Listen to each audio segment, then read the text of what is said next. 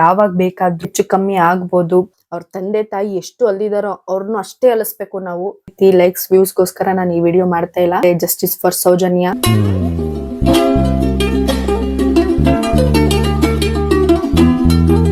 ನಮಸ್ತೆ ಕನ್ನಡಿಗರೇ, ಎಲ್ರು ಹೇಗಿದ್ದೀರಾ? ನಾನಂತೂ ತುಂಬಾ ಚೆನ್ನಾಗಿದ್ದೀನಿ, ನೀವು ಕೂಡ ತುಂಬಾನೇ ಚೆನ್ನಾಗಿದ್ದೀರಾ ಅಂತ ನಾನು ಭಾವಿಸ್ತೀನಿ. ಈಗಾಗಲೇ ನಿಮ್ಗೆ ವಿಷಯ ಗೊತ್ತಾಗಿರುತ್ತೆ, ಏನಪ್ಪಾ ಅಂತಂದ್ರೆ ಸೋಷಿಯಲ್ ಮೀಡಿಯಾದಲ್ಲಿ ಹರಿದಾಡ್ತಿರುವಂತಹ ಸುದ್ದಿ ಜಸ್ಟಿಸ್ ಫಾರ್ ಸೌಜನ್ಯ ಅಂತ ಹೇಳ್ತಾ ಸಮೀರ್ ಅವರ ಬಗ್ಗೆ ಇಲ್ಲಿ ಹೇಳಕ್ಕೆ ನಾನು ಬಂದಿದ್ದೀನಿ. ಸಮೀರ್ ಒಬ್ಬ ಯೂಟ್ಯೂಬರ್ ಅಲ್ವಾ?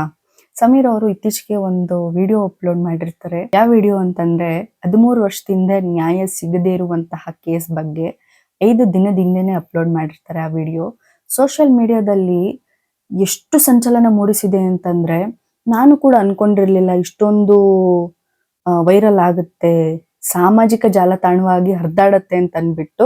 ಯಾಕಂದ್ರೆ ಸಮೀರ್ ಅವರು ಹೇಳಿದ್ರು ಆ ವಿಡಿಯೋ ಸ್ವಲ್ಪ ದಿನಗಳಲ್ಲೋ ಇಲ್ಲ ಸ್ವಲ್ಪ ಗಂಟೆಗಳಲ್ಲೋ ಡಿಲೀಟ್ ಮಾಡಿಸ್ತಾರೆ ಆ ಗೌಡ್ರ ಮನೆಯವರು ಅಂತ ನಾವು ತಿಳಿದಿದ್ವಿ. ಆದ್ರೆ ಈಗ ಹಾಗಾಗ್ಲಿಲ್ಲ.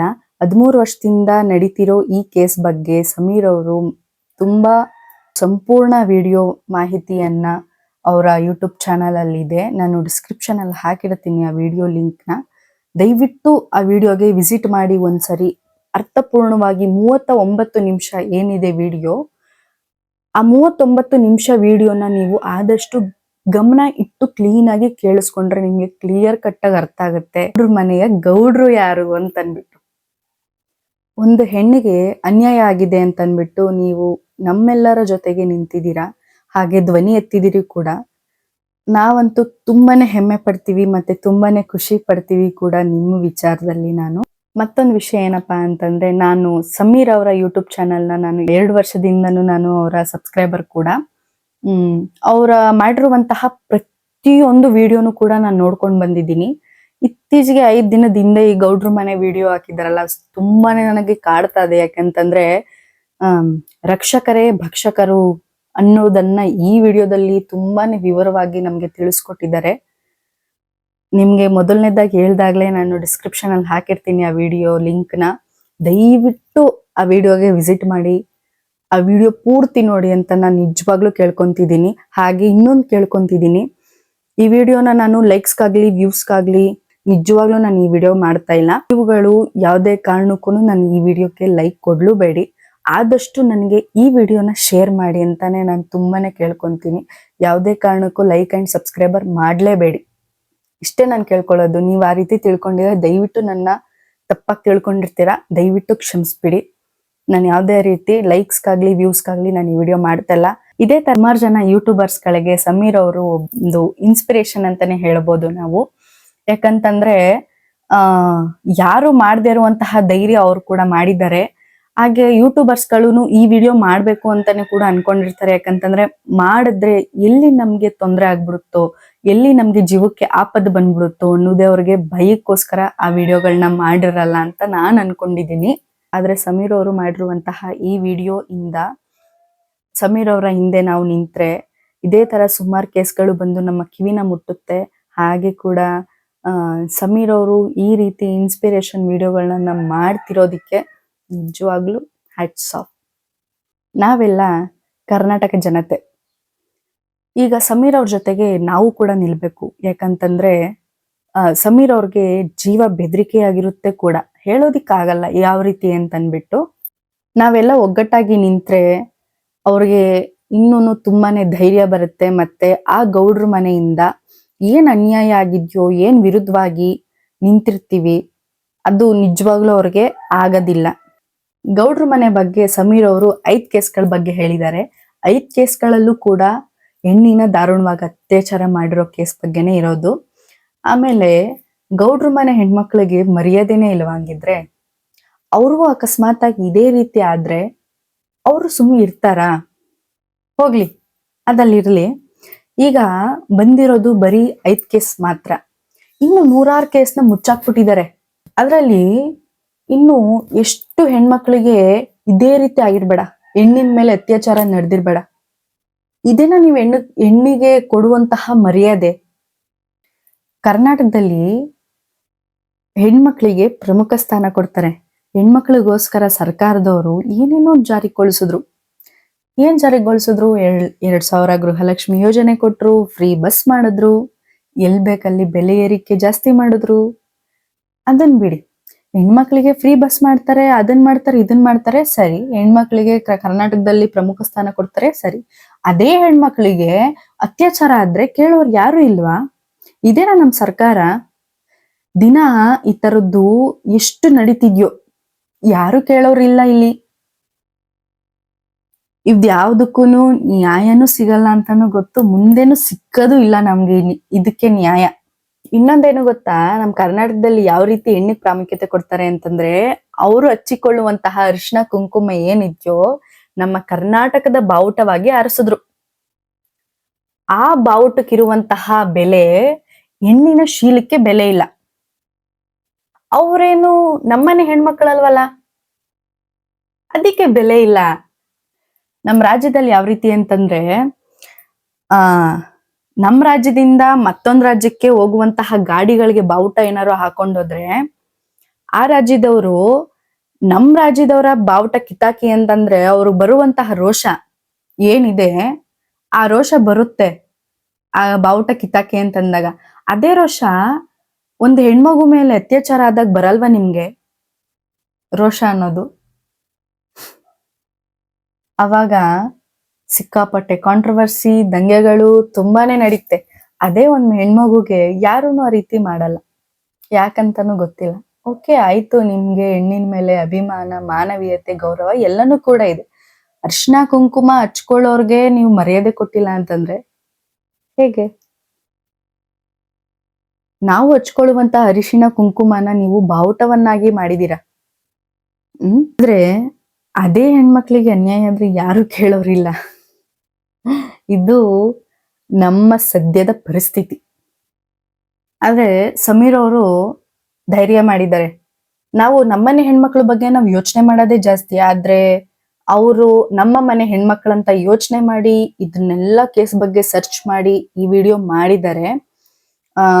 ಸಮೀರ್ ಅವ್ರಿಗೆ ಗೊತ್ತು, ಗೌಡ್ರ ಮನೆನ ಎದುರಾಕೊಂಡ್ರೆ ಏನಾದ್ರೂ ಒಂದು ಹೆಚ್ಚು ಕಮ್ಮಿ ಆಗ್ಬೋದು ಅಂತಾನು ಕೂಡ ಅವ್ರಿಗೆ ಗೊತ್ತಿದೆ. ಆ ಹೆಣ್ಮಗಳಿಗೆ ನ್ಯಾಯ ಸಿಕ್ಲೇಬೇಕು ಅಂತ ಅನ್ಬಿಟ್ಟು ವಿಡಿಯೋ ಮಾಡಿ ಅಪ್ಲೋಡ್ ಮಾಡಿದ್ದಾರೆ. ತನ್ನ ಬಗ್ಗೆ, ತನ್ನ ಮನೆ ಬಗ್ಗೆ ಈ ತರ ಎಲ್ಲಾನು ಚಿಂತೆ ಮಾಡದೆ ಒಂದು ಹೆಣ್ಣಿಗೆ ನ್ಯಾಯ ಸಿಗ್ಲೇಬೇಕು ಅಂತ ಅನ್ಬಿಟ್ಟು ವಿಡಿಯೋ ಅಪ್ಲೋಡ್ ಮಾಡಿದ್ದಾರೆ. ತುಂಬಾನೇ ಹೆಮ್ಮೆ ಆಗುತ್ತೆ. ಇಂಥವ್ರು ನಮ್ ದೇಶದಲ್ಲಿ ಇರ್ಲೇಬೇಕು ಅಂತ ಅನ್ಬಿಟ್ಟು ಆದ್ರೂ ಹೆಮ್ಮೆ ಪಡ್ತೀವಿ ನಾವು ಇಂಥವ್ರಿಗೆ. ಸಮೀರ್ ಅವರು ಆ ಹೆಣ್ಮಗಳು ಪರವಾಗಿ ನಿಂತಿದ್ದಾರೆ. ನಾವು ಕೂಡ ಅಂತಂದ್ರೆ ನಮ್ಮ ಕನ್ನಡಿಗರೆಲ್ಲರೂ ಕೂಡ ನಿಂತ್ಕೊಳ್ಳೋ ಟೈಮ್ ಬಂದಿದೆ ಕೂಡ. ಸಮೀರ್ ಅವ್ರಿಗೆ ಯಾವಾಗ ಬೇಕಾದ್ರೂ ಏನಾದ್ರೂ ಹೆಚ್ಚು ಕಮ್ಮಿ ಆಗ್ಬೋದು, ಅವಾಗ ನಮ್ಮ ಅನುಮಾನ ನಿಜ ಆಗುತ್ತೆ ಕೂಡ. ಯಾಕೆ ಈ ತರ ಎಲ್ಲ ಆಯ್ತು, ಯಾರು ಕಾರಣ ಅಂತ ಅನ್ಬಿಟ್ಟು ಸಮೀರ್ ಅವ್ರಿಗೆ ಏನೇ ತೊಂದ್ರೆ ಆದ್ರೂ ಕರೆಕ್ಟ್ ಆಗಿ ಕ್ಲಿಯರ್ ಕಟ್ ಆಗಿ ಆ ಗೌಡ್ರ ಮನೆನೆ ಅಂತಾನೆ ಕನ್ಫರ್ಮ್ ಆಗೋದು ನಮ್ಮ ಜನಗಳಿಗೆ. ನಿಮ್ಗೆ ಇನ್ನೊಂದು ವಿಷಯ ಗೊತ್ತಾ, ಸಮೀರ್ ಅವ್ರದ್ದು 2 ಚಾನಲ್ ಇದೆ. ಒಂದು ಸಮೀರ್ MD ಅಂತ, ಇನ್ನೊಂದು ದೂತ ಅಂತ ಅನ್ಬಿಟ್ಟು. ಆ ದೂತ ಚಾನಲ್ ಅಲ್ಲಿ ಸುಮಾರು ಕೇಸಸ್ಗಳ ಬಗ್ಗೆ ಅಲ್ಲಿ ವಿವರವಾಗಿ ತಿಳಿಸ್ಕೊಟ್ಟಿದ್ದಾರೆ. ನೀವು ಅದು ವಿಡಿಯೋ ಅಂದ್ರೆ ನೀವು ಆ ಚಾನಲ್ಗೆ ವಿಸಿಟ್ ಮಾಡಿ ಒಂದು ಸಲಿ ಆ ಕೇಸ್ಗಳ ಬಗ್ಗೆ ನೀವು ನೋಡಿ, ಯಾವ್ಯಾವ ತರ ವಿಡಿಯೋ ಅಪ್ಲೋಡ್ ಮಾಡಿದ್ದಾರೆ ಅಂತ ಅನ್ಬಿಟ್ಟು. ಆ ಕೇಸ್ಗಳಲ್ಲಿ ಒಂದು ಚೂರು ಅವ್ರಿಗೆ ತೊಂದರೆ ಆಗಿಲ್ಲ. ಈ ಸೌಜನ್ಯ ಕೇಸ್ ಬಗ್ಗೆ ಎತ್ತದಾಗಿಂದ ಅಂದ್ರೆ ಧ್ವನಿ ಎತ್ತದಾಗಿಂದನೂ ಕೂಡ ಅವ್ರಿಗೆ ತೊಂದರೆಗಳು ಎದುರಾಗ್ತಾನೆ ಇದೆ. ಅಲ್ಲಿಗೆ ನಾವು ತಿಳ್ಕೊಬೇಕು ಆ ಗೌಡ್ರ ಮನೆನೆ ಅಂತ ಅನ್ಬಿಟ್ಟು. ಆದ್ರೆ ಇವಾಗ ನಾವು ಮಾಡ್ಬೇಕಾದಂತಹ ಕೆಲಸ ಇಷ್ಟೇ, ಸಮೀರ್ ಅವ್ರಿಗೆ ನಾವು ಧೈರ್ಯ ತುಂಬಬೇಕು.